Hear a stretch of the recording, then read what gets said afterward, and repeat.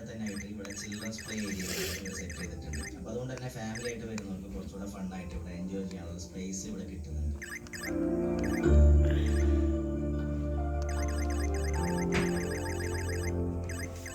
ഇനി കപ്പിൾസ് ആയിട്ട് വരുന്നവർക്ക് വളരെ ശാന്തമായിട്ട് വളരെ സമാധാനപരമായിട്ട് ഇരുന്ന് റിലാക്സ് ചെയ്ത് ഇവിടുത്തെ കാഴ്ചകളൊക്കെ കാണാൻ പറ്റിയ ഒരുപാട് നല്ല പ്രൈവറ്റ് സ്പോട്ടുകളായിരിക്കും നമുക്ക് അവൈലബിൾ ആണ്.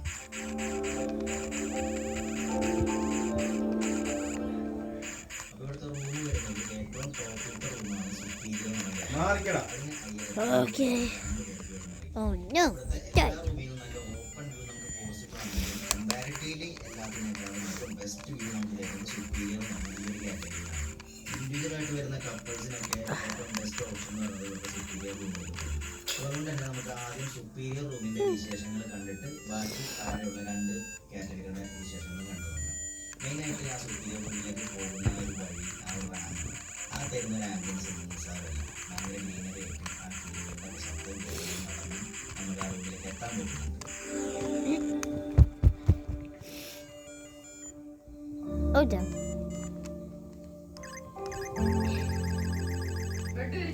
റൂമിലേക്ക് എത്തിക്കഴിഞ്ഞാൽ ആ പേര് പോലെ തന്നെ വിശാലമായ Think so. spacious ആയ open I think so. I'm pretty sure. Superior room എന്ന് പറഞ്ഞ കാറ്റഗറി മാത്രമായിരിക്കും നമുക്ക് AC ഫെസിലിറ്റി അവൈലബിൾ ആയിട്ട് വരുന്നത്. ആവശ്യമൊന്നുമില്ല. എന്നിരുന്നാലും കൂടെ ആ ഒരു ഫെസിലിറ്റി ഇവിടെ ഉള്ളതുകൊണ്ട് ഞാൻ എടുത്ത് പറഞ്ഞത് മാത്രം. No.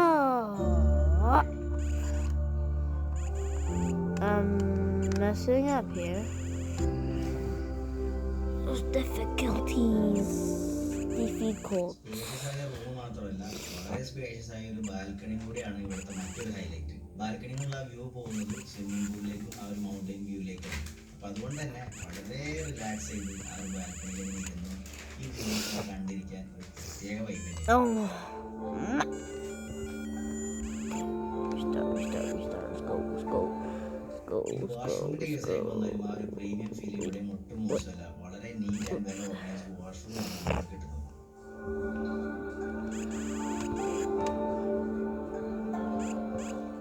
അപ്പോൾ ഇത്രയും സംഭവങ്ങളാണ് നമുക്ക് ആ സുപ്പീരിയർ റൂമിൽ കിട്ടുന്നത്. ഇനി ആ സുപ്പീരിയറിന്റെ തൊട്ട് താഴെയാണ് ഇവിടുത്തെ പ്രീമിയം എന്ന് പറഞ്ഞാൽ മറ്റൊരു കാറ്റഗറി വരുന്നത്. ഈ കാറ്റഗറി ബുക്ക് ചെയ്യാൻ വരുന്നത് 5000 രൂപയാണ് 2 പേർക്ക്. ഈ പ്രീമിയം റൂമിന്റെ ഇന്റീരിയർ ആയാലും വളരെ സ്പേഷ്യസ് തന്നെയാണ്. ആ വ്യൂവിലായാലും ഒട്ടും മോശമല്ല. പിന്നെ ബാൽക്കണി കമ്പാരിറ്റീവ്ലി സുപ്പീരിയറിന്റെ അത്ര വലുപ്പമില്ലെങ്കിലും നമുക്ക് ഒട്ടും ഇടുങ്ങിയ ബാൽക്കണിയിലാണ് കിട്ടുന്നത്. ഡീസെന്റ് ആയിട്ട് റൂമിലും കിട്ടുന്നു.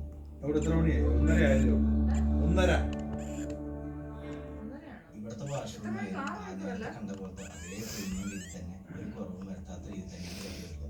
ഇനി പ്രീമിയം റൂമിൽ നിന്ന് പുറത്തിറങ്ങി ഈ കാണുന്ന താഴേക്കൂടുള്ള മറ്റൊരു പാത്തിൽ കൂടി കയറിയിട്ട് വേണം നമുക്ക് എക്സിക്യൂട്ടീവ് എന്ന് പറഞ്ഞ മറ്റൊരു സെക്ഷനിലേക്ക് എത്താൻ. ആ സെക്ഷനിലേക്ക് പോകുമ്പോൾ തന്നെ ഇവിടുത്തെ ഓപ്പൺ വ്യൂ കണ്ടിട്ട് തന്നെ നമുക്ക് താഴേക്ക് ഇറങ്ങാൻ പറ്റുന്നു. ആ പോകുന്ന വഴി ലെഫ്റ്റ് സൈഡിലായിട്ട് നമുക്ക് ഇതുപോലത്തെ നല്ലൊരു റിലാക്സിങ് സ്പോട്ടും ഇവിടെ അവൈലബിൾ ആണ്. അപ്പോൾ അതുകൊണ്ട് തന്നെ ഈവനിങ് ആയാലും മോർണിംഗ് ആയാലും ആ ഒരു സമയത്ത് ഇവിടെ വെറുതെ വന്നിരുന്ന് ആ ഊഞ്ഞാലിലേക്ക് ഇരുന്ന വഴി ആ വ്യൂ കണ്ടിരിക്കുന്നു. Nether portal.